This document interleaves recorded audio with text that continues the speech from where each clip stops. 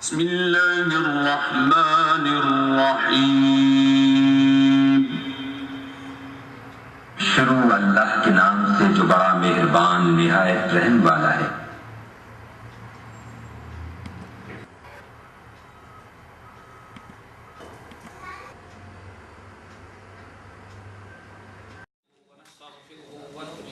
ونتوكل عليه ونعوذ بالله من شرور أنفسنا ومن سيئات أعمالنا من يهده الله فلا مضل له ومن يضلله فلا هادي له وأشهد أن لا إله إلا الله وأشهد أن محمدا عبده ورسوله يا أيها الذين آمنوا اتقوا الله حق تقاته ولا تموتن إلا وأنتم مسلمون يا أيها الناس اتقوا ربكم الذي خلقكم من نفس واحدة وخلق منها زوجها وبث منهما رجالا كثيرا ونساء واتقوا الله الذي تساءلون به والأرحام إن الله كان عليكم رقيبا يا أيها الذين آمنوا اتقوا الله وقولوا قولا سديدا يصلح لكم أعمالكم ويغفر لكم ذنوبكم ومن يطع الله ورسوله فقد فاز فوزا عظيما أما بعد فإن خير الحديث كتاب الله وخير الهدي هدي محمد صلى الله عليه وسلم وشر الأمور محدثاتها وكل محدثة بدعة وكل بدعة ضلالة وكل ضلالة في النار فاعوذ بالله السميع العليم من الشيطان الرجيم بسم الله الرحمن الرحيم الرجال قوامون على النساء بما فضل الله بعضهم على بعض وبما أنفقوا من أموالهم فالصالحات قانتات حافظات للغيب بما حفظ الله۔ یہ آج کا موضوع جیسے کہ اس سے پہلے اعلان کیا گیا تھا، عورتوں کے اوپر شوہروں کے حقوق کا بیان۔ پچھلا درس قدر تفصیل کے ساتھ عورتوں کے حقوق مردوں کے اوپر کیا ہوتے ہیں اس کی کچھ تفصیل آئی تھی، اور یہ دوسرا حصہ باقی رہ گیا تھا۔ آج اسی کے متعلق کچھ باتیں کہی جائیں گی۔ اللہ تعالیٰ سب کو حق کہنے، قبول کرنے اور اس پر عمل کرنے کی توفیق نصیب۔ لوگوں کا مزاج بڑا بگڑا ہوا ہے، کبھی ان کے مزاج یا ان کی خلفیات اور پچھلی معلومات سنی سنائی باتوں کے خلاف کوئی بات سن لیتے ہیں حق، تو حق بات ان کے لیے بڑی ہی بھاری، بڑی کڑوی لگتی ہے، اور اس کا قبول کرنا بہت ہی مشکل ہوتا ہے۔ کتاب اللہ سنت رسول نے جو کہہ دیا وہی دین ہے، وہی شریعت ہے، وہی حق ہے۔ من حیث مومن ہونے کے اللہ اس کے رسول کے ہر حکم کے سامنے ہمیں اپنی گردنیں جھکا دینی چاہیے۔ انما کان قول المؤمنین اذا دعوا الى اللہ ورسولہ لیحکم بینہم ان یقولوا سمعنا واطعنا۔ اللہ نے فرمایا مومن کی شان تو یہ ہوتی ہے، اور مومن وہ ہے کہ جب بھی ان کے سامنے اللہ اس کے رسول کی دعوت پیش کی گئی کہتے ہیں سمعنا واطعنا، اور اس کے برخلاف یہودیوں کی عادت تھی سمعنا وعصینا، سننا اور انکار کر دینا۔ اسی لیے رب العالمین نے فرمایا مومنو خبردار تم ان لوگوں کی مانند نہ ہو جاؤ جنہوں نے کہا سمعنا وعصینا۔ قرآن پاک کی آیت سورۃ البقرہ جس کا تذکرہ گزشتہ درس میں کیا تھا کہ اللہ فرماتے ہیں وَلَهُنَّ مِثْلُ الَّذِي عَلَيْهِنَّ، جس طرح سے عورتوں کے حقوق مردوں کے اوپر ہیں ایسے ہی مردوں کے حقوق بھی عورتوں کے اوپر ہیں، کیونکہ اللہ تعالیٰ نے عورتوں کے حقوق کو مردوں کے حقوق پر مقدم کیا تھا۔ اسی لیے گزشتہ درس میں عورتوں کے حقوق کو مقدم کر کے بیان کیا گیا، اور آج کا درس جو ہے وہ مردوں کے حقوق عورتوں کے اوپر جو ہوتے ہیں وہ کیا ہیں۔ اللہ رب العالمین نے مردوں کے بہت سارے حقوق عورتوں کے اوپر رکھے ہیں، لیکن ایک چیز پہلے سمجھ لینی چاہیے، من حیث مومن ہونے کے ہمیں اس چیز کے لیے ضروری ہے، یہ چیز ضروری ہے کہ جس چیز کی جتنی اہمیت اور جتنا اونچا مقام اور مرتبہ اللہ اور اس کے رسول دے دیں، ہمیں اتنا ہی اس کو، اس کی اہمیت، اتنی عظمت، اتنا ہی بڑا اس کو سمجھنا چاہیے۔ ہمیں ایسا نہیں اللہ نے کسی چیز کو بہت بڑا حق دیا اور اس کو ہم کیا کریں، چھوٹا بنائے، یہ ہمیں دہریت کی راہ پر ڈال دیتا ہے۔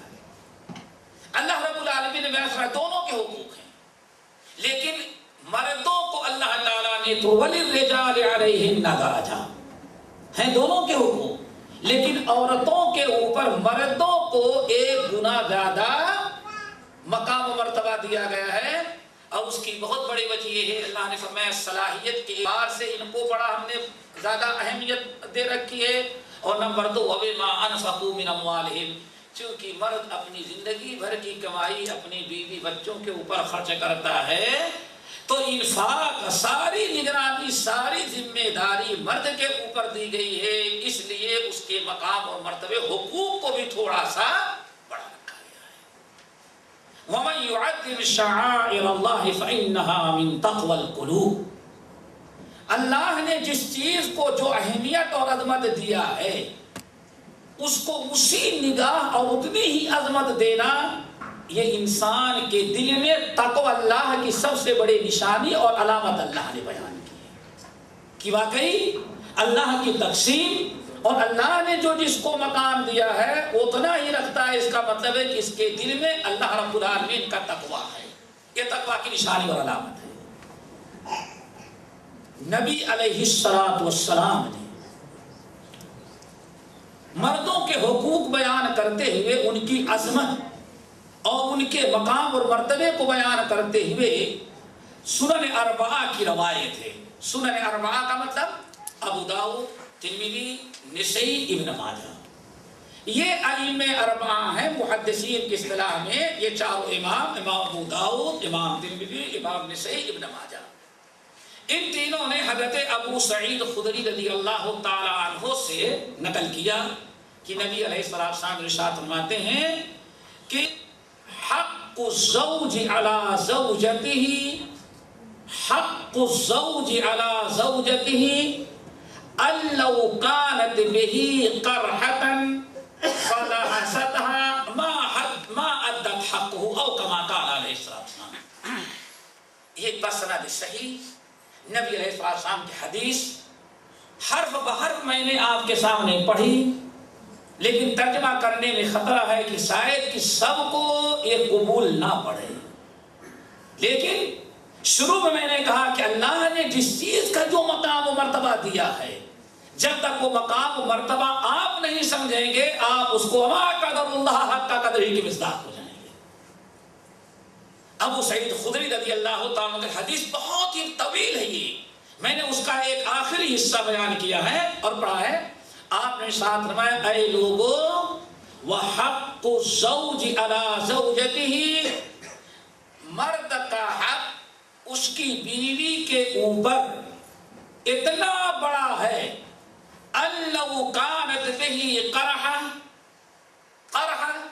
کہ اگر شوہر کے بدن میں کہیں پھوڑا اور فنسی زخم ہو جائے، خون اور پیپ بہنے لگے، فلحستها، اگر وہ عورت بہت بڑی قربانی دے کر کے اپنی زبان سے بھی اس کو صاف کر کے بار بار بھوک دے، تو آپ فرماتے ما ادت حقہ، جب بھی عورت شوہر کا حق ادا نہیں کر سکتی۔ یہ حدیث اتنی اہم، اتنی بڑی، اس سے عظمت سمجھ میں آ جاتی ہے کہ اللہ تعالیٰ نے حقوق الزوجین میں مرد کو حق کتنا اونچا مقام مرتبہ دیا ہے۔ پھر آئے سنن اربعہ کی ہی حدیث، بڑی مشہور ہے. ایک عورت کے لیے اللہ کی رضا اور دخول جنت کو ایک معیار قائم کیا گیا اطاعت زوج. آپ نے ارشاد فرمایا ایما امرأۃ صلت خمسها وصامت شهرها واطاعت بعلها واحسنت فرجها قیل لها ادخل الجنة في اي باب شاءت او كما قال علیہ السلام. آپ نے ارشاد فرمایا ان المرأة اذا صلت خمسها، عورت جب 5 وقتہ نماز کی پابندی کر لے، وصامت شهرها، ماہ رمضان کا روزہ رکھ لے، واطاعت بعلها، شوہر کی اطاعت و فرما برداری کر لے، واحسنت فرجها، اور اپنی عزت کو محفوظ رکھ لے، تو قیامت کے دن حشر کے میدان میں اللہ تعالیٰ اس کو بلائے گا اور کہے گا ادخل الجنت من ای ابواب شاءت. دیکھو یہ جنت میں 8 دروازے میں نے بنایا ہے، ان 8 دروازوں میں سے اپنی پسند سے جس دروازے سے تو داخل ہونی چاہے داخل ہو جا. چونکہ حقوق بھی بڑے ہیں تو ان کے ادا کرنے پر اور ان حقوق کی ادائیگی پر انعام بھی اللہ تعالیٰ نے بہت ہی بڑا رکھا ہے. یہ کوئی معمولی مقام نہیں ہے. اگر اسی کے ساتھ ایک عورت کو جو یہ حشر کے میدان میں کہا جا رہا ہے ادخل الجنت من ای ابواب شاءت، اگر اس انعام کو سمجھنا ہو تو سنن نسائی کی ایک روایت سنیں. ایک دن نبی علیہ السلام نے بھری مجلس میں لوگوں سے پوچھا، صحابہ کرام سے، تم میں کون ایسا ہے جس نے آج روزہ رکھا ہو؟ معمولی فضیلت اس حدیث کے اندر عورت کی نہیں بیان کی گئی. کتنے اعمال پر؟ اذا صلت خمسها وصامت شهرها واطاعت بعلها واحسنت فرجها. 4 عمل ہے. 5 وقتہ نماز کی پابندی، ماہ رمضان کا روزہ، اور پھر ساتھ ساتھ اپنی عزت کو محفوظ رکھنا، اور نمبر 4 اللہ تعالیٰ ارشاد فرماتے ہیں کہ 5 وقتہ نماز، شوہر کے اطاعت، یہ 4 عمل بیان کیے. اور پھر انعام کیا ملا؟ اپنی مرضی سے جنت کے 8 دروازوں میں سے جس دروازے سے داخل ہونا چاہے تو داخل ہو جا. اس سلسلے وہ حدیث سنیں گے تب اس کی اہمیت سمجھ میں آئے گی. اس امت میں ابو بکر سے بڑا کوئی انسان نہیں. آپ نے بھرے مجلس میں پوچھا لوگوں تم میں کون ایسا ہے جس نے آج روزہ رکھا ہو؟ صدیق اکبر نے کہا یا رسول اللہ صائم، میں روزہ ہوں. آپ نے فرمایا اچھا بتاؤ کس نے آج صدقہ کیا ہے؟ صدیق اکبر نے کہا یا رسول اللہ آج میں الحمدللہ میں صدقہ بھی کر چکا ہوں. آپ نے فرمایا پھر پوچھا اچھا ذرا بتاؤ من عادا مریضاً، کون ہے جس نے آج مریض کی عیادت کی ہو؟ ابو بکر صدیق کہتے ہیں انا یا رسول اللہ. آپ فرمایا اچھا بتاؤ کون ایسا من شہید جنازۃ، جس نے آج کسی مرد مومن کی نماز جنازہ جا کے پڑھا ہو، دفنایا ہو؟ صدیق اکبر نے کہا کہ انا یا رسول اللہ. جتنا اللہ کے رسول سوال کرتے گئے ہر ایک نیکی کے موقع پر صدیق اکبر نے کہا یا رسول اللہ یہ ساری نیکیاں میں نے کی ہیں. آپ نے اس موقع پر فرمایا اے لوگوں سن لو، ایک مرد مومن جس نے 24 گھنٹے میں اتنی نیکیاں اکٹھا کی، اتنے اچھے اعمال کیے ہیں، قیامت کے دن اللہ تعالیٰ اس کو حکم دے گا کہ جنت کے 8 دروازوں میں سے تو اپنی مرضی سے جس میں جاؤ داخل ہو جاؤ. یہ مقام جو اتنے مشکل کے بعد صدیق اکبر کے لیے اعلان کیا اللہ کے رسول نے، وہ ایک عورت اپنے 4 اعمال کی بنا پر کر سکتی ہے جس میں سے ایک عمل ہے اطاعت زوج. اللہ تعالیٰ ہم کو عمل کی توفیق نصیب فرمائے. اسی طرح سے ایک موقع پر قرآن پاک کی آیت جو میں نے پڑھی سورۃ النساء کی آیت نمبر 34 الرجال قوامون علی النساء، آگے اللہ نے فرمایا فالصالحات، اللہ تعالیٰ کسی کو صالح کا لقب دے دے اور اپنی کتاب میں پھر قیامت تک وہ لقب غلط نہیں ہو سکتا. اسی لیے کہا جاتا ہے اللہ کے رسول اللہ تعالیٰ نے اب لقد رضی اللہ عن المؤمنین اذ یبایعونک تحت الشجرہ، اب صحابہ کرام کے متعلق کہہ دیا کہ جنہوں نے اس درخت کے نیچے نبی سے بیعت کر لیا ہے اللہ ان سے راضی ہو گیا ہے. یہ بہت بڑی دلیل ہے کہ آج اگر کوئی صحابہ کے بارے میں غلط لفظ استعمال کرے اور کہے اتنے مرتد ہو گئے تھے اتنے فلاں ہو گئے، جیسے ہمارے پڑوس میں ایک برادری کا نظریہ ہے، وہ گویا کہ اللہ تعالیٰ نے جس سے ایک مرتبہ رضا کا اعلان کر دیا کبھی وہ اللہ تعالیٰ کے ناراضگی والا عمل نہیں کر سکتا. یہاں اللہ تعالیٰ ارشاد فرماتے ہیں فالصالحات، نیک عورتیں، نیک کا لقب دے دیا. الرجال قوامون علی النساء بما فضل اللہ بعضهم علی بعض وبما انفقوا من اموالهم فالصالحات. صالحات کا لقب مل گیا، لیکن فرمایا اللہ نے صالحات ہم کس کو کہہ رہے ہیں؟ قانتات حافظات للغیب. ایک صالحہ، صالحات وہ عورت جس کو اللہ نے صالحہ قرار دیا ہے. اس آیت میں اس کی دو خوبیاں بیان کی گئی ہیں، جن دو خوبیوں کی بنا پر اللہ نے اس مخلوق کو، اس عورت کو صالحہ کا لقب قرار دیا اور صالحین میں شامل کر لیا. پہلا کیا ہے؟ قانتات، قانتات ہیں. قانتات کا ترجمہ کیا جاتا ہے مطیعات دائمات، یعنی ہمیشہ وہ شوہروں کی اطاعت گزار اور فرما بردار ہوا کرتی ہیں. یہاں شوہر کی فرما برداری کو اللہ تعالیٰ نے عورت کے لیے، سب عورت کے صالح ہونے کی سب سے پہلی علامت قرار دیا. فالصالحات قانتات، پھر حافظات للغیب بما حفظ اللہ. اللہ نے جس طرح سے، یہ بڑی اہم آیت ہے، ہم لوگ پڑھتے ہیں گزر جاتے ہیں، ذرا غور کریں. اتنا بڑا حق مردوں کا عورتوں کے اوپر اللہ نے کیوں قرار دیا؟ اللہ تعالیٰ فرماتے ہیں حافظات للغیب بما حفظ اللہ. اللہ تعالیٰ نے ایک مرد مومن کی زوجیت میں دے کر کے، ایک عورت جو آج شوہر کی اطاعت گزار بنی ہے، حافظات بھی اللہ نے اس کو بنایا. اور حافظات کیوں اس کو بنایا؟ وہ شوہر کے حقوق کی حفاظت کرتی ہے، شوہر کے عزت کی حفاظت کرتی ہے، شوہر کے مال کی حفاظت کرتی ہے، شوہر کے اولاد کی حفاظت کرتی ہے. ان تمام چیزوں کی حفاظت عورت کے لیے کیوں ضروری ہے؟ اپنی عزت کی حفاظت، شوہر کی عزت کی حفاظت، شوہر کے مال کی حفاظت، شوہر کے اولاد کی حفاظت، شوہر کے حقوق کی حفاظت کیوں کرے؟ بما حفظ اللہ، کیونکہ اللہ تعالیٰ نے اس عورت کی حفاظت کا انتظام کر دیا. معاشرے میں ایک عورت جو بغیر شوہر کی زندگی گزار رہی ہو، جس کی شادی نہ ہو سکی ہو، اللہ اکبر، اس کے متعلق لوگوں کا کیا خیال رہتا ہے وہ بھی ذرا تصور کرو.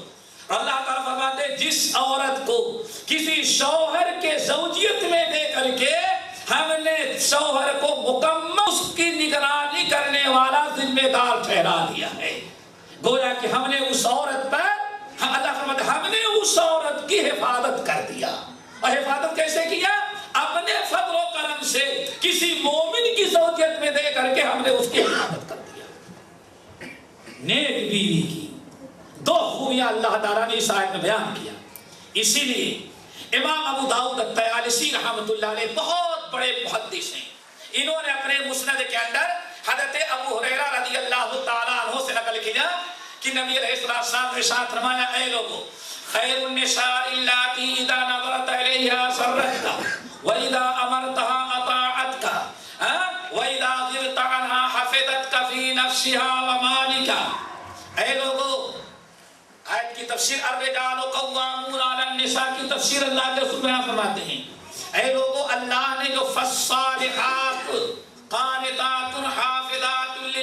مما حفظ اللہ. اس آیت کی تفسیر صالحات کا کیا مطلب ہے؟ وہ کون سی عورتیں ہیں جن کی تعریف اللہ تعالیٰ اس آیت سورۃ النساء کے آیت نمبر 34 کے اندر کر رہا ہے. آپ نے فرمایا خیر النساء، بہترین عورت وہ ہے التی اذا نظرت الیہا سرت کا، کہ اگر تمہاری نگاہ اس پر پڑے تو تمہارا دل باغ باغ ہو جائے، خوش ہو جائے. وَإِذَا أَمَرْتَهَا أَطَاعَتْكَ، اور جب تم اس کو حکم دو اطاعت و فرما برداری کر لے. وَإِذَا غِبْتَ عَنْهَا حَفِظَتْكَ نَفْسَهَا وَمَالَكَ، جب تم غائب ہو، گھر میں موجود نہ ہو، تو تمہارے عدم موجودگی میں تم اپنے نفس، اپنی ذات اور تمہارے مال اور اولاد کی حفاظت کرنے والی ہو. پھر آپ نے ساتھ فرمایا اے لوگو، جس عورت کے اندر یہ خوبیاں ہوں اسی عورت کا تذکرہ اللہ نے قرآن پاک کی آیت الرجال قوامون علی النساء کے اندر کیا ہے.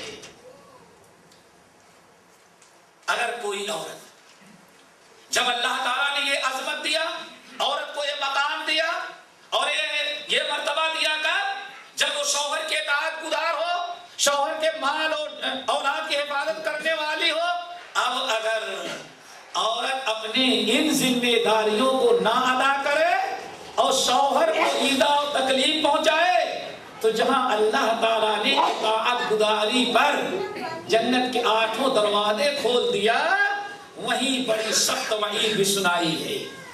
حدیث کے اندر آتا ہے، امام ترمذی رحمۃ اللہ علیہ روایت کرتے ہیں، جب بھی کوئی عورت اپنے شوہر کو تکلیف پہنچائے، ایذا دے اور شوہر کو دکھ پہنچانے کی کوشش کرے، تو اللہ تعالیٰ اللہ رسول فرماتے ہیں، اللہ تعالیٰ محفوظ رکھے، لا تؤذی امرأۃ زوجہا، لا تؤذی امرأۃ زوجہا، جب بھی کوئی عورت اپنے شوہر کو ایذا پہنچاتی ہے، الا قالت زوجته من الحور العین، جب کوئی عورت دنیا میں اپنے شوہر کو ایذا اور تکلیف پہنچاتی ہے تو جنت میں اس کی بیوی، اس کی سوتن، جس کو حور عین کہا جاتا ہے، وہ وہاں سے لعنت بھیجتی ہے اور کہتی لا تؤذی لا تؤذی، خبردار اس تیرا شوہر نے اس کو تکلیف نہ پہنچا، اس کو تکلیف نہ پہنچا، لا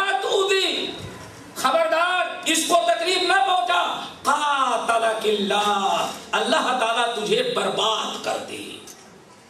یہ بددعا حور عین کی نامی ہوتی، قاتلک اللہ لا تؤذی، اس کو تکلیف نہ پہنچاؤ، اللہ تعالیٰ تجھے لعنت کرے. کیا تجھے معلوم نہیں ہے فإنما هو دخیل عندک، یہ ہمیشہ تیرے پاس رہنے والا نہیں ہے. فإنه دخیل علیک، ارے وہ تو ایک وقتی طور پر تیرے پاس موجود ہے اور آج تو یہ تکلیف پہنچا رہی ہے اور ہم اس کا انتظار کر رہے ہیں. کیوں؟ فإنما دخیل عندک عسى وَيُوشِكُ أَن يُفَارِقَكِ إِلَيْنَا، اور وہ وقت قریب ہے، انتظار کر کہ تو روتی رہ جائے گی، تجھے چھوڑ کر کے یہ میرے پاس آ جائے گا. اس لیے چند دن کا یہ مہمان جو تیرے پاس ہے، خبردار اس کو تو ایذا نہ پہنچا، تکلیف نہ دے، یہ چند دن کے بعد تجھے چھوڑ کر کے ہمارے پاس آنے والا ہے. او کما قال علیہ الصلوۃ والسلام. اسی طرح سے جب آپ نے سنا بھی کہ ایک عورت اگر 5 وقت کی نماز پڑھ لے، رمضان کا روزہ رکھ لے، شوہر کی اطاعت کر لے، اپنی عزت کی حفاظت کر لے، تو جنت کی 8 دروازے اس کے لیے کھل جاتے ہیں. اگر اس کے برخلاف کوئی ہماری بہن، کوئی ہماری ماں، ہماری بیٹی قدم اٹھائے تو اس کا انجام آپ ارشاد فرماتے ہیں، ترمذی کی حدیث ہے، لوگوں طبرانی کی، سنتان لا تجاوزوا الصلاۃ عن رؤوسہما، 2 نمازی ایسے ہیں، نماز تو بڑی پڑھتے ہیں، بڑے عبادت گزار ہوتے ہیں، نماز خود پڑھتے ہیں، لیکن ان کی نماز بس سر تک رہتی، اس کے اوپر جاتی ہی نہیں ان کی نماز. نمبر 1 عبد عبدا، وہ غلام جو اپنے آقا سے بھگ جائے، جب تک وہ آقا سے بھگا رہے گا اللہ اس کی نماز کو قبول نہیں کرے گا، جب تک کہ واپس نہ لوٹ آئے.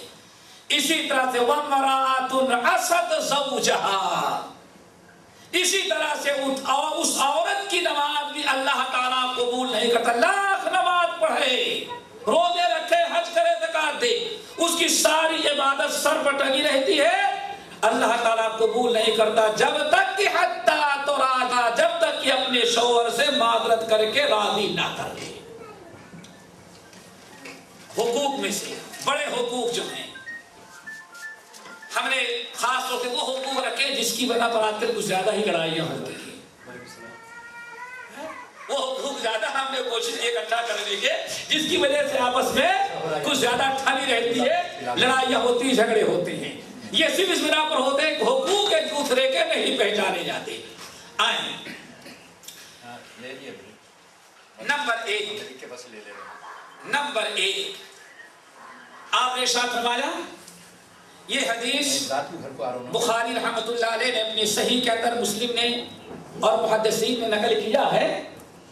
حدیث کے راوی ہیں حضرت ابو ہریرہ رضی اللہ تعالیٰ. شوہر کی حقوق میں سے شوہر کا ایک بڑا حق ہے، وہ یہ ہے، آپ نے ارشاد فرمایا لا يحل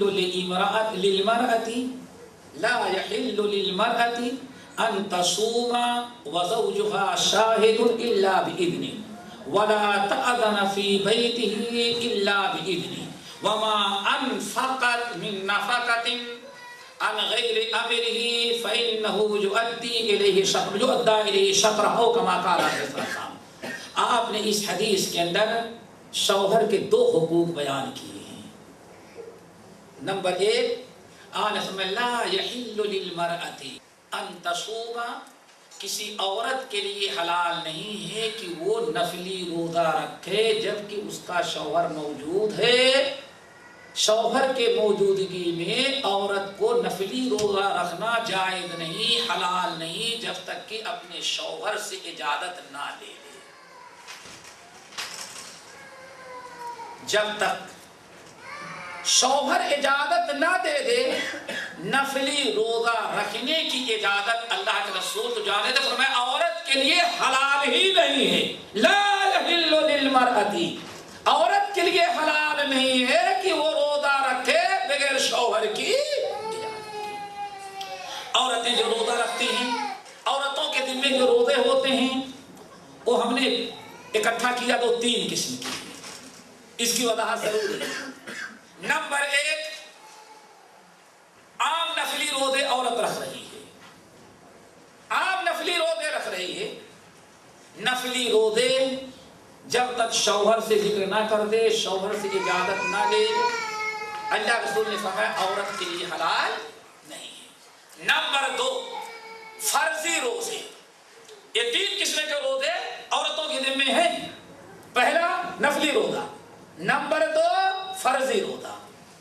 اب فرضی روزے جو ہیں، ایک تو یہ ہے کہ ان کا وقت اللہ نے مقرر اور محدود دیا ہے، ذرہ برابر آگے پیچھے نہیں ہو سکتا.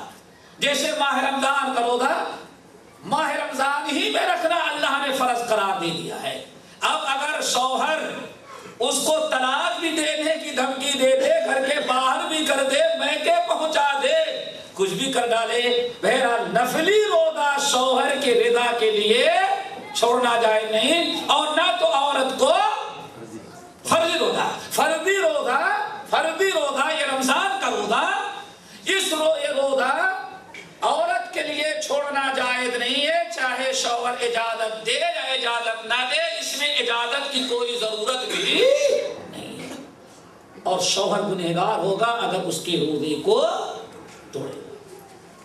نمبر 2، 3، روزہ فرضی ہے لیکن اس کا وقت اللہ تعالی نے محدود نہیں بلکہ کشادہ کر دیا، وسیع ہے نا. پھر فرضی روزہ لیکن اللہ تعالیٰ نے اس کا وقت محدود نہیں کیا ہے، اس کا وقت اور ٹائم کافی لمبا کر دیا ہے. جیسے عورتوں کے یا کسی بھی انسان کے اگر رمضان کے روزے چھوٹ گئے ہیں اور قضا کرنا ہو تو فی الفور ہی قضا کرنا کوئی ضروری نہیں ہے. شوال سے لے کر کے اگلے شعبان تک عورت کو اللہ تعالیٰ نے رخصت دیا ہے اس پورے وقفے فعل جبکہ چاہے عورت روزہ لے۔ اب اگر یہ فرضی روزوں کی قضا کرنی ہے عورت کو تو جب تک شوہر سے اجازت نہ لے وہ قضا نہیں کر سکتی، الا یہ کہ اتنے دن تک عورت نے مؤخر کر دیا کہ اب تاخیر کرنے کا اب کوئی چانس باقی نہیں رہ گیا ہے۔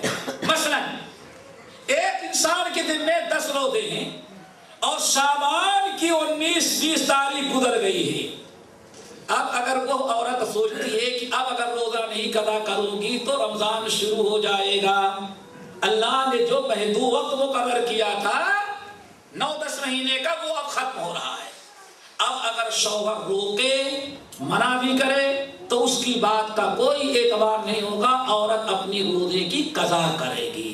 لیکن جب تک اللہ تعالیٰ نے ٹائم دیا ہے اس کو 10-11 مہینے کا، اگر وہ کبھی بھی روزہ رکھنا چاہے تو ان احادیث کی روشنی میں اس کو شوہر سے اجازت لینی پڑے گی۔ اسی لیے حضرت عائشہ صدیقہ رضی اللہ تعالیٰ عنہ کی روایت بڑی مشہور ہے بخاری مسلم کی، کہتی ان کان یکون علی صیام رمضان، ہمارے ذمے رمضان کے روزے رہتے اور نبی علیہ السلام کی وجہ سے ما استطیع ان اقضیہ الا شعبان، شعبان کے مہینہ جب تک نہ لگ جائے تب تک نبی علیہ السلام کی وجہ سے میں اپنے قضا روزے نہیں رکھ پاتی تھی۔ حضرت عائشہ صدیقہ رضی اللہ تعالیٰ عنہ کہتی کہ میں روزہ اگر قضا کرنا چاہتی تھی تو سوچتی کہ ایسا نہ ہو میں قضا کروں اور اللہ کے نبی علیہ السلام اس موڈ میں نہ ہو کہ ہاں میں ابھی روزہ قضا کروں، اسی لیے تاخیر کرتی رہتی، اور جب شعبان کا مہینہ آ جاتا آخری ایام تو سوچتی کہ اب اس سے زیادہ بہرحال اب انتظار کرنے اور تاخیر کرنے کا موقع نہیں۔ ایک شوہر کے بڑا حق ہے۔ ایک بڑی عجیب قصہ نبی علیہ السلام کے زمانے میں آیا، امام ابو داؤد اور امام احمد بن حنبل رحمۃ اللہ علیہ نے اپنے مسند کے اندر نقل کیا۔ حضرت ایک صاحب نہ کہتے ہیں ابو سعید خدری رضی اللہ تعالیٰ عنہ کہ ایک دن ہم لوگ نبی علیہ السلام کے مجلس میں بیٹھے ہوئے تھے اور کنارے ایک خاتون اٹھی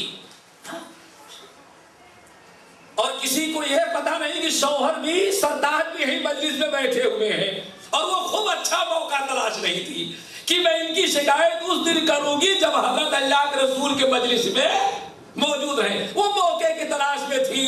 ایک دن پتا چلی حضرت بیٹھے ہیں وہاں، آئی پیچھے کھڑی ہو گئی، یا رسول اللہ، اب شکایت کرتی ہے عورت، یا رسول اللہ ان زوجی صفوان ابن معطل یضربنی اذا صلیت ویفطرنی اذا صمت ولا یصلی الفجر حتی تطلع الشمس۔ انہی کہتی وہ بیٹھا ہوا ہے پیچھے سے، وہ ہمارے شوہر صفوان ابن معطل جب کو جانتے ہیں آپ نہ بڑے صحابہ میں شمار تھا، یا رسول اللہ ان زوجی صفوان ابن معطل، وہ میرے شوہر صفوان ابن معطل جو ہیں ہمارے اوپر بڑا ظلم کرنا شروع کر دیا ہے۔ کیا ہوا؟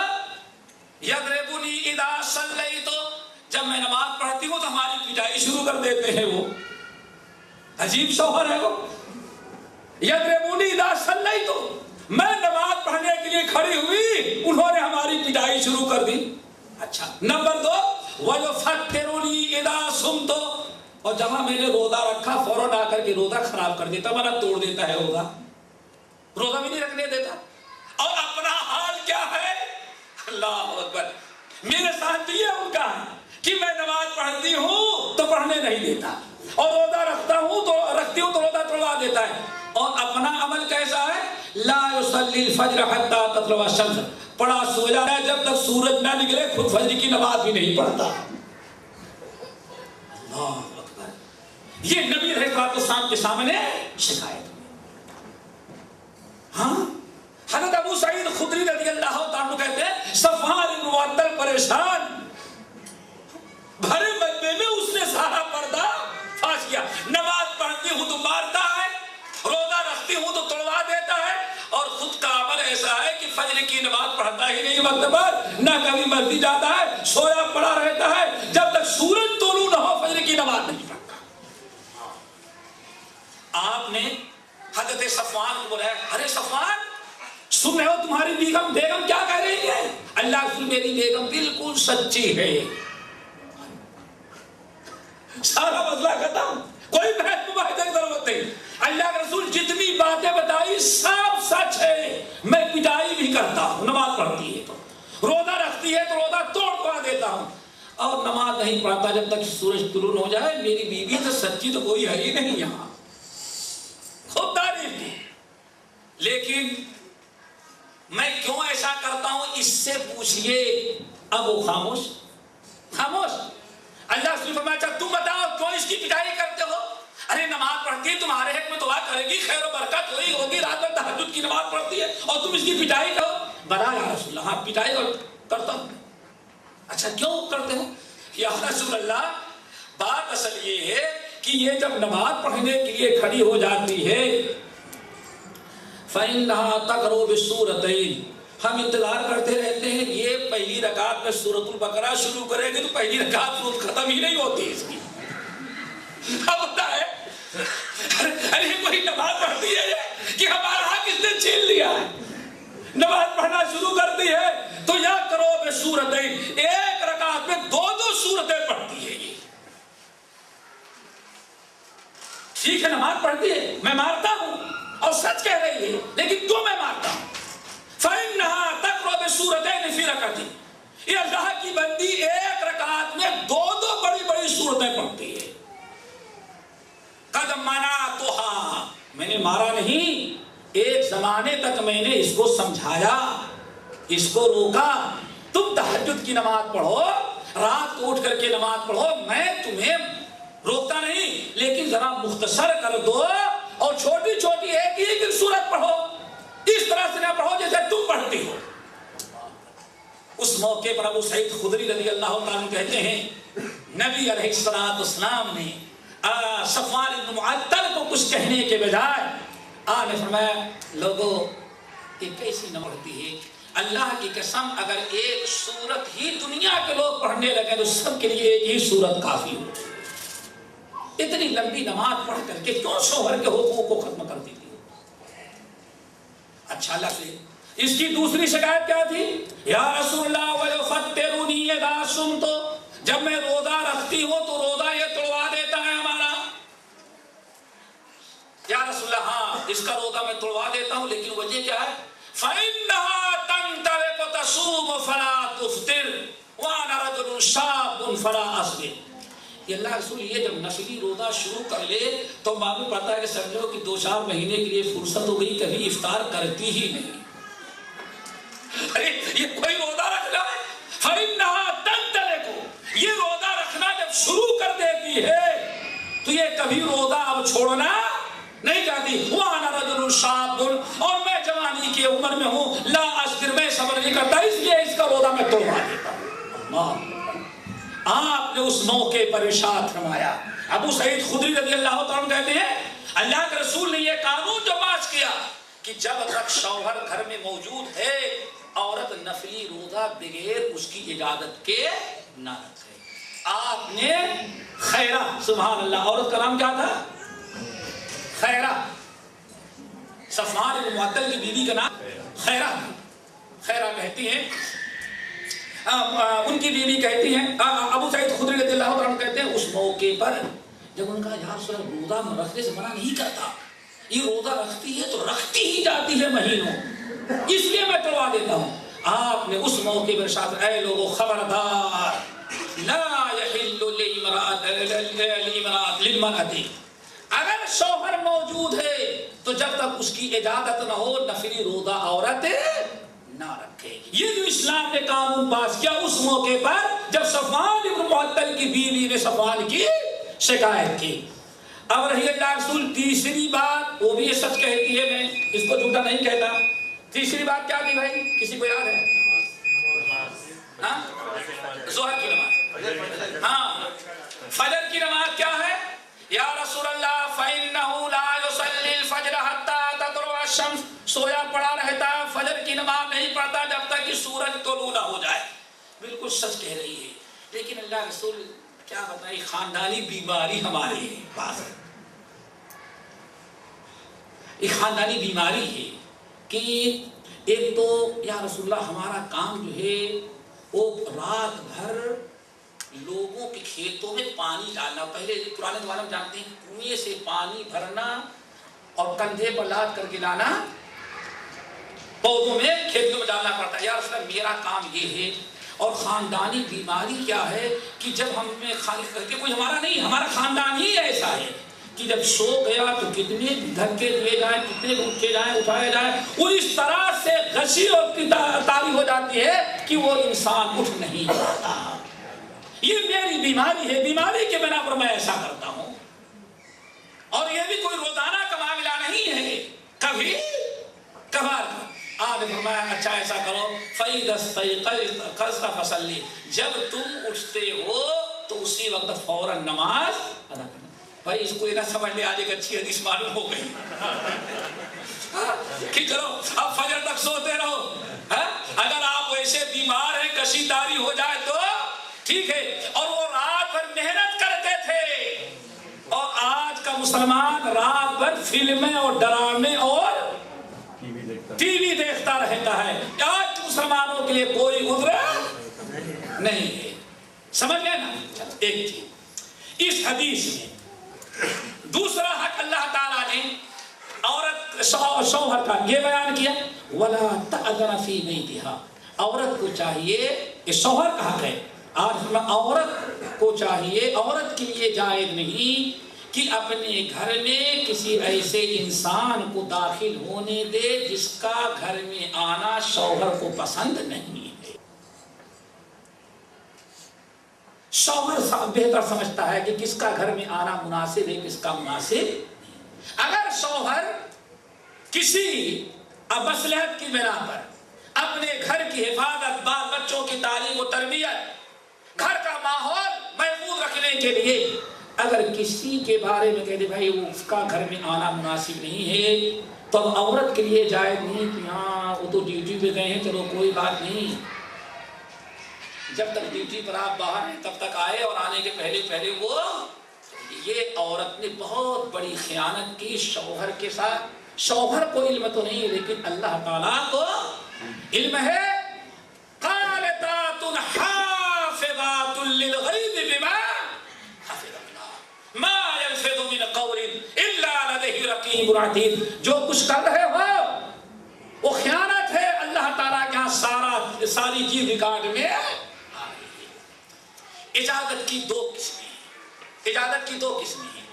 ایک اجازت یہ ہے جیسے عام طور پر الحمدللہ آپ جہاں رہتے ہیں محلے میں شوہر بھی جانتا ہے کہ پڑوسن کبھی آ کے بیٹھ جاتی ہے، رشتہ دار کی عورتیں آ جاتی ہیں، ملنے جلنے والی آ جاتی ہیں، سہیلیاں آ جاتی ہیں، شوہر رہتا ہے بھی نہیں بھی رہتا، شوہر کو کوئی اعتراض نہیں ہوتا۔ ایسے ان حالات میں شوہر کی اجازت کی کوئی ضرورت نہیں، الا ہے کہ شوہر منع کر دے کیا تمہاری فلاں سہیلی یا فلاں جو آیا کرتی پڑوسن وہ غلط کردار کی ہے، اس کے آنے کے بعد گھر کے ماحول کے خراب ہونے کا خطرہ ہے، اس مصلحت کی بنا پر اگر منع کر دے تو عورت کے لیے جائز نہیں اس کو آنے دے۔ اور ایک اجازت یہ ہے کہ شوہر کہتا ہے بھائی بار بار ہم سے تم اجازت لیتی رہتی ہو، کوئی دروازے پر تو پہلے ہم کو ٹیلی فون کرتی ہو، ہاں فلاں آدمی آیا ہوا ہے گھر میں آنے دوں کہ نہ آنے دوں۔ اتنی مصیبت بول لینے کی ضرورت نہیں ہے، جس کو تم آنے دینا چاہتی ہو، پسند کرتی ہو، مناسب سمجھتی ہو، اس کو گھر میں آنے دو۔ اگر ایسی اجازت مل جائے تو عورت کے لیے اجازت مل گئی، جس کو چاہے وہ گھر میں آنے دے۔ لیکن اگر شوہر کہہ دے ہاں جس کو تمہاری مرضی ہو آنے دو لیکن فلاں کو نہیں آنے دینا، تو ایسے موقع پر پھر اس ایک آدمی کو منع کر دے، نہ آنے دے جس کو شوہر نے مخصوص کر دیا ہے۔ اسی لیے میرے بھائیوں یہ شوہر کے بہت بڑے حقوق میں سے ہے۔ حضرت حجۃ الوداع کے موقع پر نبی علیہ السلام نے بڑا زبردست خطبہ دیا تھا۔ حضرت عمرو بن احوص رضی اللہ تعالیٰ عنہ کہتے ہیں اللہ کے رسول نے خطبہ دیتے ہوئے فرمایا اے لوگوں سن لو، الا ان لکم علی نسائکم حقا ولنسائکم علیکم حقا. حجۃ الوداع میں آپ نے خطبہ دیا، اے لوگو، اے مردو، تمہارے حقوق عورتوں کے اوپر ہیں اور عورتوں کے حقوق تمہارے اوپر ہیں. پھر آپ نے ارشاد فرمایا فاما حقکم علی نسائکم، مردوں تمہارے حقوق عورتوں کے اوپر یہ ہیں جن میں اللہ کے رسول نے دو حقوق بہت اہم بیان کیے. نمبر 1، لا یؤتین فرشکم من تکرہونہ. اللہ آج یہ حقوق مالنا پید ہیں. آپ نے فرمایا تمہارا پہلا حق عورتوں کے اوپر یہ ہے کہ اللہ یؤتین فرشکم، تمہارے بستر پر، جو تمہارے سونے کا بستر ہے، جو تمہارا بستر ہے، جن کو تم ناپسند کرتے ہو، تمہارے بستر پر ایسے لوگوں کو تمہاری بیویاں بیٹھنے نہ. کیوں بھائی؟ ممکن ہے کہ مرد کی غیرت جوش میں آ جائے ہمارے بستر پر فلاں کیوں بیٹھا، یہ غیرت کی بات ہے. اور یہ بھی ممکن ہے اگر کسی کے دل میں شیطان ہے تو ممکن ہے کہ آپ کے بستر پر بیٹھے تو استلزام بھی حاصل کرے. ان چیزوں کے بنا پر اللہ کے رسول نے کلی طور پر منع کر دیا. فرمایا حجۃ الوداع کے موقع پر اے مردوں، عورتوں پر تمہارا حق ہے، عورتوں کو چاہیے خیال رکھیں جن کو تم ناپسند کرتے ہو تمہارے بستروں پر بیٹھنے نہ دیں ان کو. اور دوسرا حق آپ نے بیان کیا کہ وَلَا يَأْذَنَّ فِي بُيُوتِكُمْ لِمَن تَكْرَهُونَهُ، جن کو تم ناپسند کرتے ہو گھر میں آنا، تمہارے عدم موجودگی میں عورتیں ان کو گھر میں آنے نہ دیں. اس میں ہو سکتا ہے عورت کا باپ بھی ہو، عورت کا بھائی ہو، عورت کے بہنوئی ہو، عورت کے اور ہو. لیکن اگر شوہر کسی خاص مصلحت کی بنا پر، شرعی عذر کی بنا پر، ممکن ہے سالہ آپ کا شرابی ہو، ممکن ہے کہ شادی آپ کی بد کردار ہو، ممکن ہے آپ کے بیوی کا باپ ہے تو باپ لیکن کردار کا غلط ہو، چال چلن اس کے درست نہ ہو، گھر میں آنے کے بعد مزید فساد پھیلاتا ہو. اگر اس قسم کے حالات ہیں اور جانتے ہیں کہ بسا اوقات پوری ازدواجی زندگی کو برباد کر دینے والی کبھی لڑکے کی ماں ہوتی ہے اور کبھی لڑکی کی ماں ہوتی ہے، یہ سب معلوم ہوگا، سارا بگاڑ پیدا ہوتا ہے. اگر اس قسم کے خطرات ہیں تو شوہر کو اللہ نے یہ بھی حق دیا ہے کہ عورت کے بھائی بہن اور ماں باپ کو بھی آنے کے لیے وہ منع کر دے تو عورت کو جائز نہیں کہ وہ آنے دے. ہاں، اہل علم کہتے ہیں ہفتے عشرے مہینے میں جب بھی عورت خود جا کر کے ملنا چاہے شوہر کو روکنا نہیں چاہیے، اور شوہر اجازت دے دے کہ ہاں جائے، وہ اپنے ماں باپ سے، بھائی بہن سے مل کر کے آ جائے. لیکن وہ بھی جب شوہر کوئی خطرہ محسوس نہ کرے. عزت، دین، ماحول، ازدواجی زندگی الفت اور محبت کے ساتھ جو گزر رہی ہے اس کا برقرار رکھنا ضروری ہے. اس چیز کے لیے ان تمام رشتوں کو چھوڑا جا سکتا ہے جو اس میں رکھنا اندازی کا سبب بنا کرتے ہیں. اور آپ نے ساتھ رہا عورتوں کے حقوق تمہارے اوپر ہیں کہ خوب اچھی طرح جو اچھا سے اچھا کھلاؤ اور اچھا سے اچھا ان کو پہناؤ. ایک بڑی اہم چیز اور یہاں ہے جو آج ہمارے اور آپ کے ہاں بالکل نسیہ منسیہ کر دیا جاتا ہے. کیا عورت کو اپنے مال یا شوہر کے مال کو جیسے چاہے خرچ کرے، تصرف کرنے کا حق حاصل ہے کہ حاصل نہیں؟ بہت سارا بگاڑ معاشرے میں اس بنا پر ہوتا ہے اور اس کا سبب یہ ہوتا ہے کہ کبھی عورت کا رجحان میکے کی طرف زیادہ ہو جاتا ہے، کسی اور کی طرف زیادہ ہو جاتا ہے، تو مال کی سپلائی یا مال پہنچا دینا اور بڑا تعاون کر دینا، یہ کرتی تو ہے نیک نیتی کے ساتھ، نیتوں کو کوئی شک نہیں کیا جا سکتا. لیکن یہی چیزیں جب شوہر کو معلوم ہو جاتی ہے تو پھر ازدواجی زندگی اس وقت خطرے میں پڑ جاتی ہے. اسی لیے نبی علیہ السلام نے ارشاد فرمایا کہ خبردار لا یجوز لامرأۃ، شوہر کے مال کو بغیر اجازت کے خرچ نہ کر سکے. شوہر کے گھر سے کوئی بغیر اجازت کے کسی کو دے نہیں سکتی، الا ایک ہی، جیسے غریب آ گیا مانگنے کے لیے، فقیر آ گیا مانگنے کے لیے، پڑوس میں کوئی چیز کم ہو گئی، پڑوسی آ گئی مانگنے کے لیے، یہ ساری چیزیں عرف عام کے مطابق جائز ہے۔ لیکن عام طور پر جو عطیہ دینا لینا، یہ شوہر کی اجازت کے بغیر عورت کے لیے ماں کسی کو کچھ دینا جائز نہیں۔ یہاں تک کہ آج بہت سارے رشتے اس لیے بگڑ جاتے ہیں کہ عورت کہتی ہے میں نوکری کرتی ہوں، میرا مال ہے، میں جس کو چاہوں دے دوں، تمہارا کیا، میں تمہارا مال نہیں دیتی۔ اس سے بھی انتشار پیدا ہوتا ہے۔ اسی لیے یہ حضرت عمرو بن شعیب عن ابیہ عن جدہ رضی اللہ تعالیٰ عنہ کی حدیث امام ابو داؤد رحمۃ اللہ علیہ اپنی سنن میں، امام نسائی نے، امام ابن ماجہ نے، حاکم نے، ان تمام لوگوں نے نقل کیا۔ اچھی طرح سے یاد رکھو، عورت اپنی کمائی، اپنا مال، چاہے باپ کے ہاں سے لائی ہو، چاہے بھائی کے ہاں سے لائی ہو، یا کسی اور نے دیا ہو، یا اپنا کچھ کا کچھ کاروبار ہو، اسلام نے جو کی اس سے ازدواجی زندگی میں رکھنا پیدا ہوتا ہے۔ اسی لیے آپ نے ارشاد فرمایا لا يجوز لامرأة في مالها اذا ملك زوجها عصمتها۔ جب عورت کسی مرد کی زوجیت میں آ گئی اور مرد اس کا نگراں ہو گیا تو عورت کے لیے اپنا مال بھی کسی کو دینا جائز نہیں ہے جب تک کہ شوہر سے مشورہ نہ کر لے، شوہر سے اجازت نہ لے لے۔ اپنا مال بھی عورت نہ دے جب تک کہ شوہر سے اجازت نہ لے لے۔ یہ بات تو بڑی اہم ہے، لیکن اللہ کے رسول کا فیصلہ ہے، کوئی کیا کر سکتا ہے، اس میں کوئی چوں چرا کی گنجائش ہی نہیں ہے۔ اور آپ جانتے ہیں کہ بگاڑ ازدواجی زندگی یا کتنی تباہ ہو گئی صرف اس بنا پر کہ شوہر کو ضرورت ہے، شوہر کے باپ کو ضرورت ہوگی، شوہر کے خاندان کو ضرورت ہوگی۔ مثال کے طور پر شوہر چاہتا ہے کہ بیوی کے پاس پیسہ ہے، تھوڑا سا دے دیتی، ہماری ماں کا علاج تھا، ہمارے باپ کا کام تھا، بھائی کا کام رکا ہوا ہے، آپ نے مانگا نہ دیا اور میکے والوں کو تھوڑا سا معاملہ ہوا پہنچا دیا۔ جب آپ کو پتا چلے گا تو اس وقت بتائیں کتنا ٹکراؤ ازدواجی زندگی میں میاں بیوی کے درمیان پیدا ہو جاتا ہے۔ ایک تو نہیں، ہزاروں کیس ایسے موجود ہوں گے۔ اسی لیے نبی علیہ السلام نے ارشاد فرمایا عورت اپنا مال بھی خرچ کرنا چاہتی ہے تو شوہر سے اجازت لے لے تاکہ ازدواجی زندگی میں کوئی فرق نہ آئے۔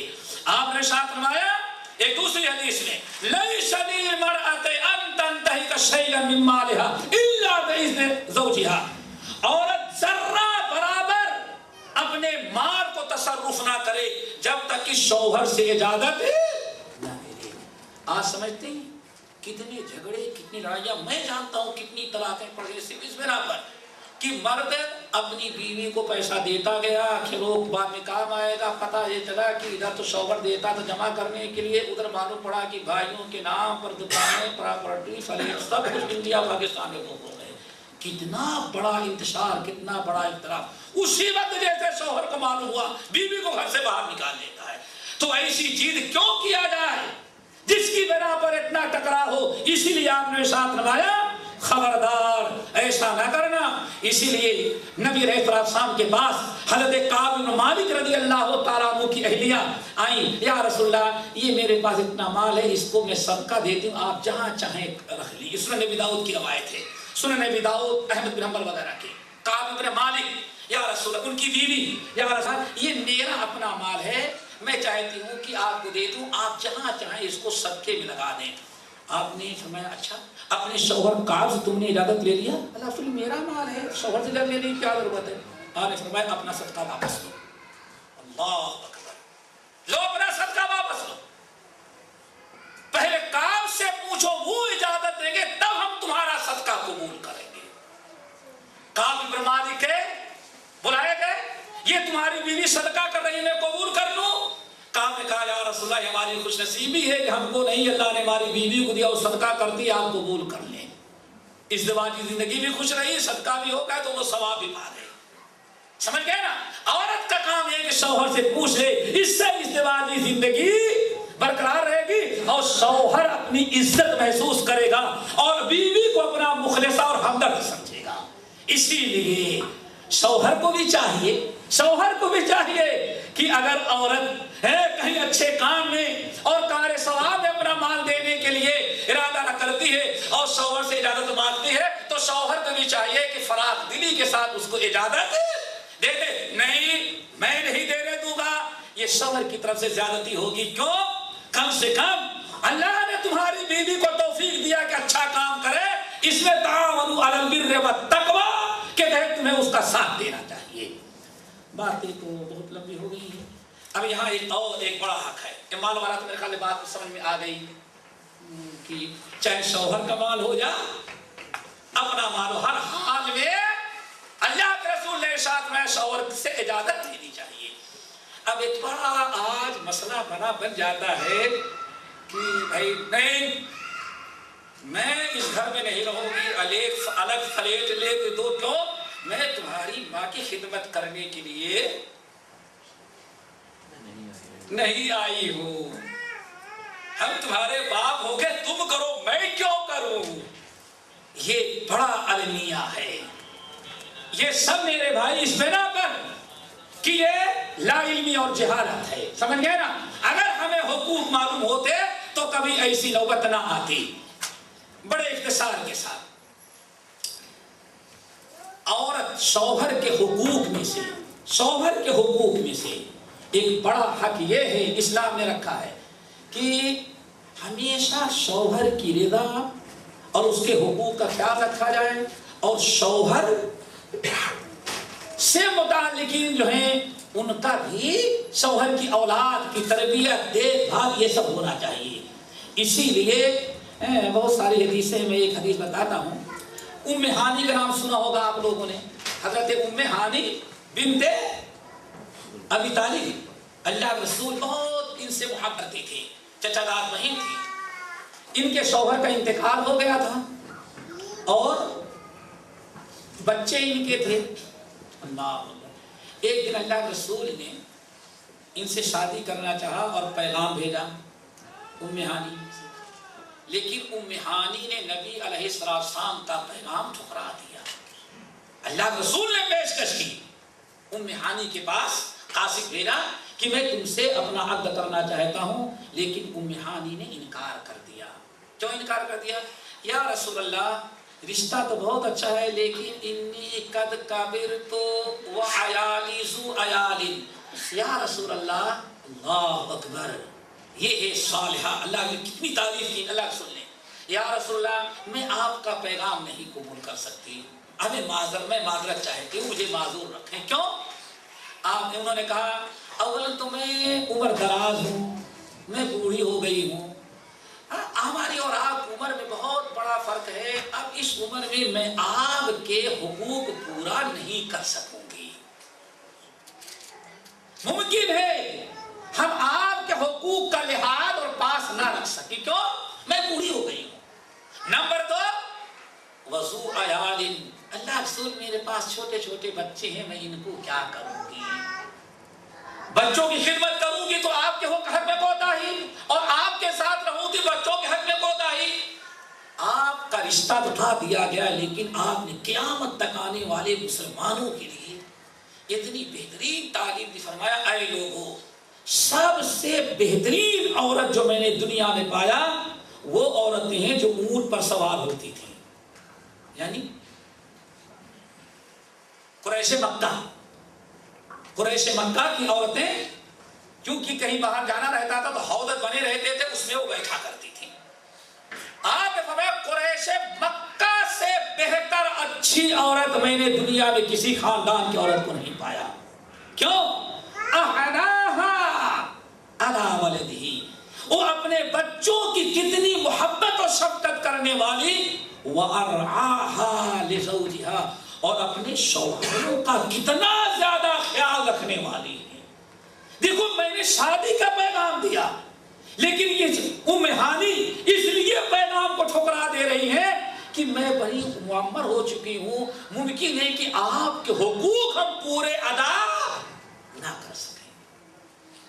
اس طرح سے اللہ کے رسول نے بڑی تعریف بیان کی اس عورت کی جو اپنے شوہر کے حقوق کا خیال رکھا کرتی ہے. حضرت جابر بن عبداللہ رضی اللہ تعالیٰ عنہ کی حدیث بڑی مشہور ہے. یہ مسئلہ بڑا اہم ہے، اس کو سمجھے تھوڑا سا. جابر بن عبداللہ، ان کے والد عبداللہ جنگ احد میں شہید کر دیے گئے. ابھی ایک مہینہ ہی گزرا تھا.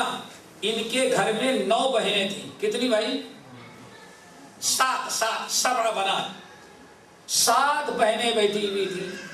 بڑے پریشان تھے. ایک دن یہ بڑی سواری پر بیٹھے آگے آگے بھگے جاتے. اللہ رسول، میں جابر کیا بات ہے گھر بھگے جا رہے ہو؟ اللہ رسول اب میں آزاد نہیں کر تزوج، تو میں نے شادی کر لی ہے نا. اور فرمایا شادی تم نے کر لیا؟ بکرم ام سیبت، کسی بیوہ عورت سے کیا کہ کنواری سے؟ اللہ رسول میں نے کنواری سے نہیں بلکہ ایک سیبہ کہتے ہیں بیوہ عورت سے شادی کی. آپ نے فرمایا کیوں کیا؟ یا رسول اللہ، باپ انتقال کر گئے، باپ نے اپنے پیچھے ہمارے دل میں کتنی بہنیں چھوڑی؟ اچھی طرح سے سنو نا، کتنی بہنیں؟ 7. اگر میں ایک کنواری کر کے لاتا تو 8 ہو جاتی. کتنی ہو جاتی؟ نہ کسی کو کھانا پکانا، نہ کچھ بہنیں ایسی ہیں جو اپنے سے نہا دھل بھی نہیں سکتی، کپڑے بھی نہیں پہن سکتی. 7 باپ چھوڑے تھے، ایک میں کر کے لاتا تو 8 بچیاں گھر میں ہو جاتی. تو میں نے ایک تجربے کار عورت سے شادی کیا تاکہ ہماری ان 9 بہنوں کی دیکھ بھال کر سکے.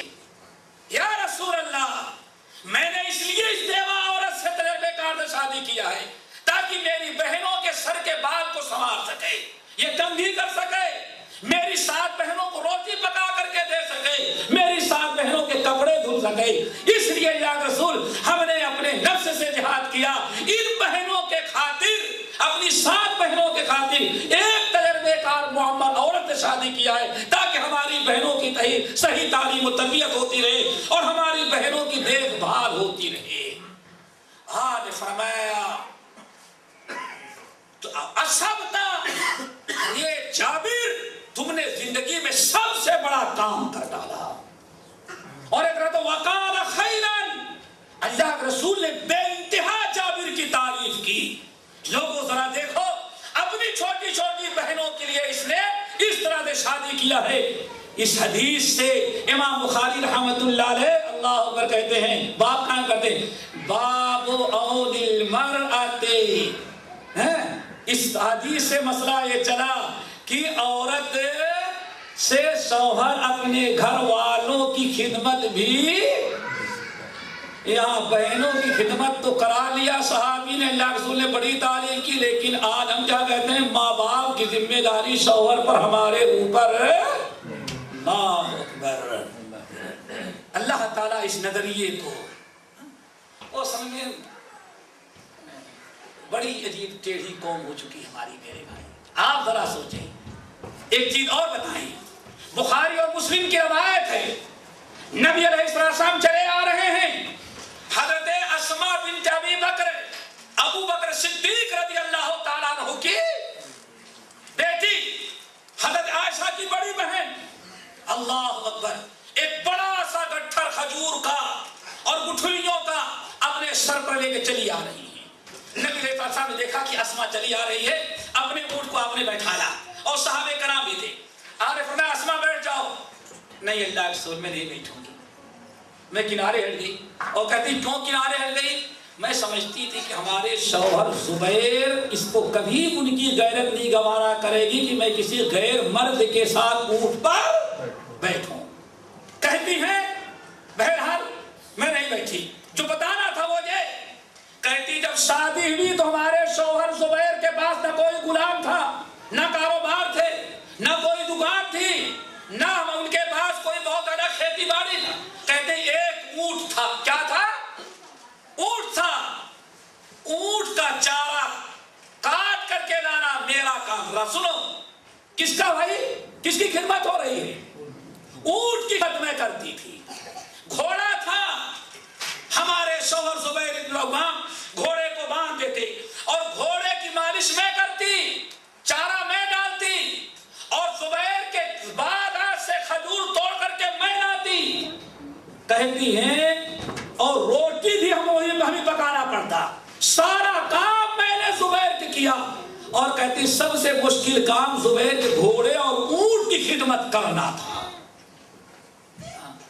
ایک دن ابو بکر صدیق رضی اللہ تعالیٰ عنہ نے ایک غلام بھیج دیا تو وہ غلام اب اونٹوں اور گھوڑوں کی خدمت سے ہماری نجات مل گئی۔ نبی علیہ السلام نے ان کی بڑی تعریف کی، فرمایا بہت اچھا، اللہ اکبر۔ یہاں تو صحابیات اسماء بنت ابی بکر جیسی جنتی عورت اپنے شوہر کے اونٹوں اور گھوڑوں کی بھی خدمت کر لیں، لیکن آج سمجھا جاتا ہے کیا بس ہم شوہر کے لیے، شوہر کے علاوہ اور کسی کی ذمہ داری ہمارے اوپر، کم سے کم ان کے گھوڑوں اور اونٹوں سے زیادہ شوہر کے ماں باپ کی قدر تو ضرور ہونی چاہیے۔ اس پوری دنیا میں جس کو جنتی عورتوں کا سردار قرار دیا گیا ہے وہ حضرت فاطمہ الزہرا رضی اللہ تعالی عنہا ہے۔ جب وہ اونٹ مار کہتی ہے حضرت علی رضی اللہ تعالی عنہ کہ ہم نے بہت ساری چیزیں تھی، میرے خیال سے بات ختم کر دیتے ہیں۔ یہ حضرت ان کا قصہ اپنے سامنے بتا رہے کہ حضرت فاطمہ رضی اللہ تعالی عنہ، ان کا قصہ بخاری اور مسلم ابو داؤد بہت طویل ہے۔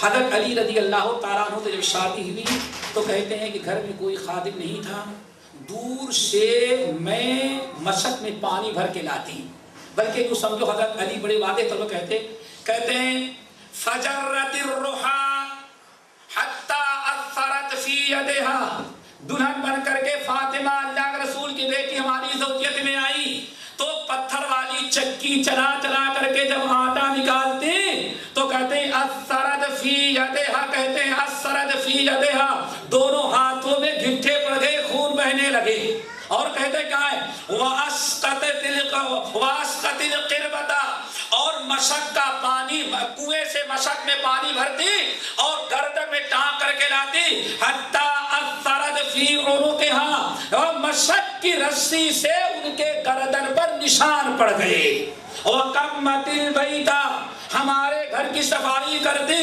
حتی غبرت ثیابها، یہاں تک کہ فاطمہ کے کپڑے جو ہے میلے ہو گئے۔ حد یہ ہے وخبدت، اور فاطمہ جب روٹی پکاتی نہیں ہمارے گھر میں آئی تھی، کبھی زندگی میں کام نہیں کیا تھا۔ کہتے ہیں حضرت علی رضی اللہ تعالیٰ عنہ، اللہ کی قسم تغیر وجہا، ہم نے دیکھا چنگاریاں اڑتی آگ جلاتی جب روٹی پکانے کے لیے تو فاطمہ رضی اللہ تعالیٰ کے چہرے پر چنگاریاں پڑتی اور ان کے چہرے کا رنگ بدل گیا، حلیہ ان کا خراب ہو گیا۔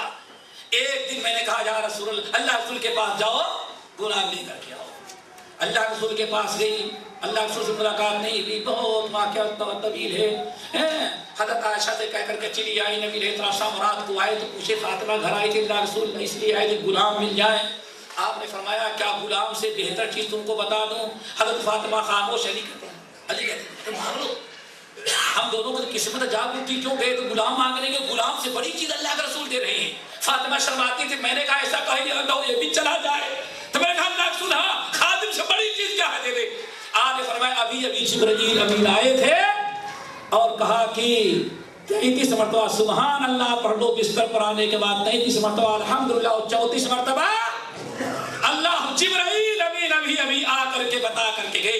اور آپ نے اس موقع فرمایا یا فاطمہ تو اصبری، فاطمہ تم صبر سے کام کرو، کام لو، فإن خیار النساء، اس دنیا میں سب سے اچھی عورت ہوا کرتی ہے من نفعت اہلها، جو اپنے گھر والوں کے لیے نفع بخش ثابت ہو، اپنے گھر والوں کے لیے خیر و برکت کا سبب بن جائے۔ حضرت عائشہ، حضرت فاطمہ رضی اللہ تعالیٰ عنہ اتنا کام اپنے گھر کے کی، حضرت علی کے گھوڑے کی خدمت، حضرت علی رضی اللہ تعالیٰ عنہ کا پانی دور دراز سے بھر کر کے لائے، یہاں تک کہ آپ نے سنن نبی داؤد کی روایت میں فرمایا یا فاطمہ تو اتق اللہ، اللہ تعالیٰ سے تو ڈرتی رہے، اللہ سے ڈرتی رہے، اور یہ بھی یاد رکھ وَأَدِّ فَرَائِضَ رَبِّكَ، تیرے رب نے تیرے اوپر جو فرض قرار دیا ہے ان فریضوں کو بجا لا، وَعْمَلِي عَمَلَ أَهْلِكِ، اور اپنے شوہر کے تمام کاموں کو تم کرتے رہنا۔ یہ حدیث بہت بڑی دلیل ہے، بہت بڑی دلیل ہے۔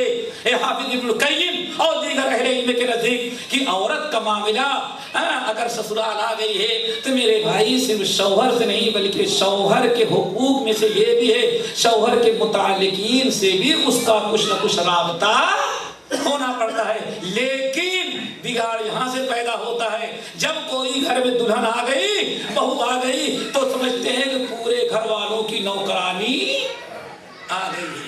دیور بھی جو چاہے, دیوران بھی جو چاہے, ساس بھی جو چاہے, سسر بھی جو چاہے, پورے خاندان کی نوکرانی. یہیں سے بگاڑ پیدا ہوتا ہے.